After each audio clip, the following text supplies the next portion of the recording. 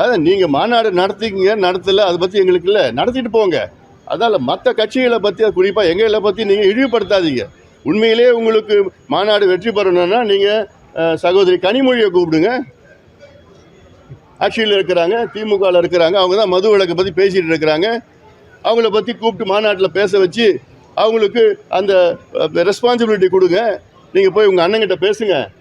இன்றைக்கி தமிழ்நாட்டில் எவ்வளோ பெண்கள் தாலி அறுத்துட்டு இருக்கிறாங்க. இந்தியாவிலே அதிக இளம் விதவைகள் தமிழ்நாட்டில் தான் இருக்கிறாங்க.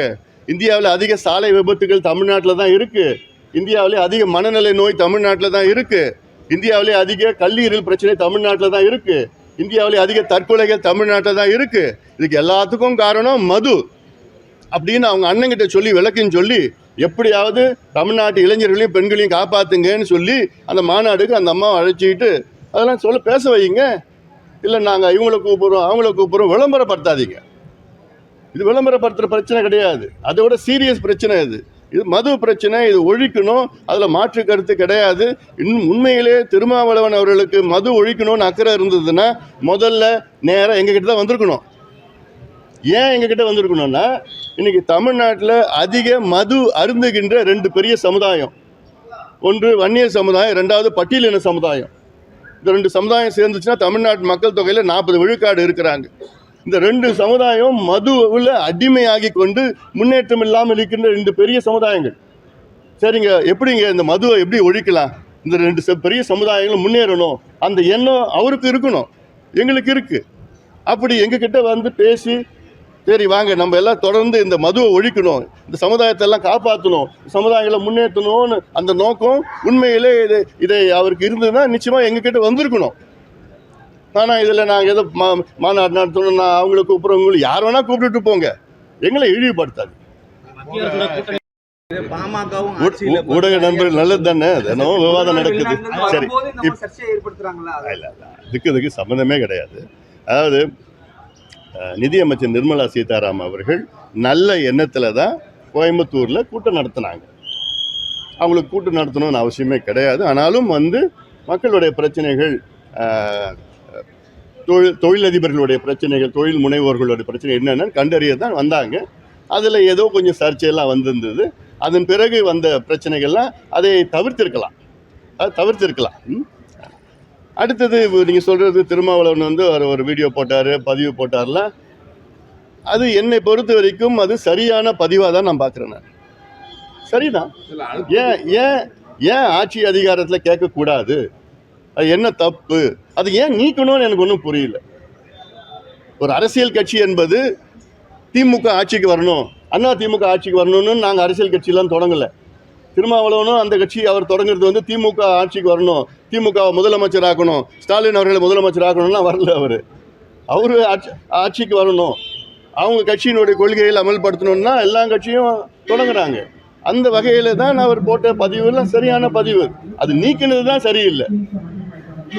ஏதோ திமுக கோவப்படுவாங்களா, அப்படி கோச்சிப்பாங்களா, என்னது அது எல்லாம். அதனால இது எல்லாமே ஆட்சியில் அதிகாரம் வேணும். ஏன்னா நாம் பார்த்துட்டோம், 67 ஆண்டுகள் 2 கட்சிகள் ஆட்சி செய்து இன்னைக்கு என்ன செய்யணும்னு தெரியாத செய்து கொண்டிருக்கின்றார்கள்.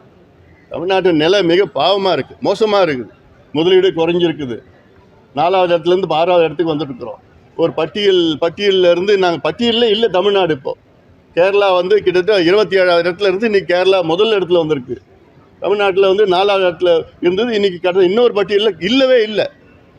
இந்த நிலையில் லஞ்சம், ஊழல் ஊழல் ஊழல், எங்கே பார்த்தாலும் லஞ்சம் ஊழல், கொலை நடக்குது தினம். அது காரணம் இந்த மது, இந்த கஞ்சா, இந்த போதைப் பொருட்கள் எங்கே பார்த்தாலும் அது நடந்துகிட்ருக்குது. பள்ளிக்கூடத்தில் இந்த மாதிரி எண்ணங்கள் மாணவர்கள் மத்தியில் அதிக பருவால் எடுக்கிறதோ, தோட்டத்தை திட்டுறதோ, அந்த ஜாதி பெயர்லாம் பிரச்சனைகள் நிறையா இருக்குது. அதெல்லாம் நிச்சயமாக இதில் முதலமைச்சர் கவனம் செலுத்தணும். அதில் பல முறை நாங்கள் பேசியிருக்கிறோம், குஜராத்தில் நடந்தது இந்தியாவில் கொண்டு வாங்கன்னு. அதே நேரத்தில் அரசியல் சாசனத்தில் ஆர்டிகிள் 47 ஆஃப் தி கான்ஸ்டிடியூஷன் என்ன சொல்லுதுன்னா, ஒவ்வொரு மாநிலமும் பூரண மதுவிலக்கை அமுல்படுத்த வேண்டும். Every state should have total alcohol abolition of alcohol பாலிசின்னு இருக்குது அதில். ஆனாலும் அந்த மது என்பது மாநில பட்டியலில் இருக்குது. மாநில அரசு செய்யணும். மாநில பட்டியல் தான் இருக்குது, மாநில அரசு செய்யணும் அது.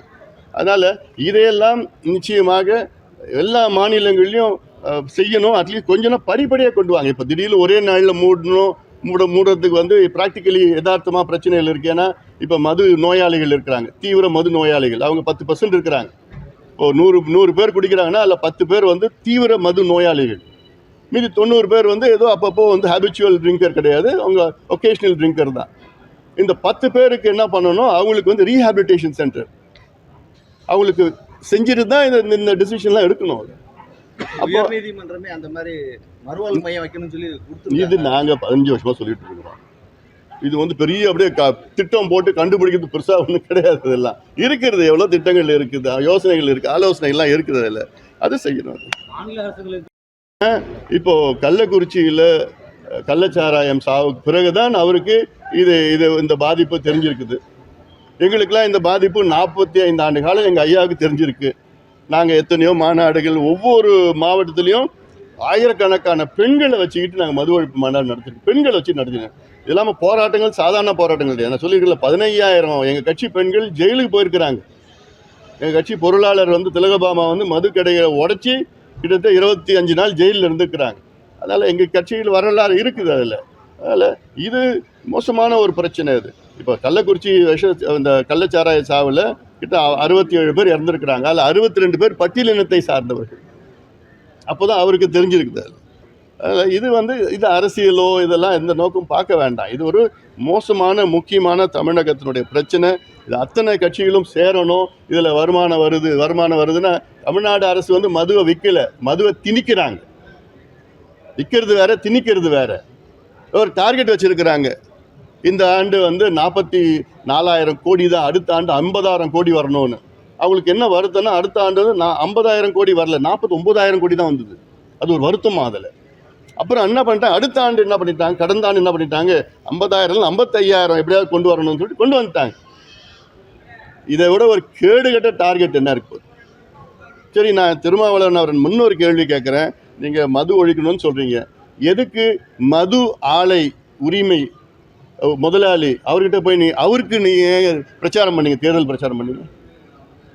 டிஆர் பாலுக்கு ஏன் போய் நீங்கள் தேர்தல் பிரச்சாரம் பண்ணீங்க? ஜெகத் ரகசியன் ஏன் தேர்தல் பிரச்சாரம் பண்ணீங்க?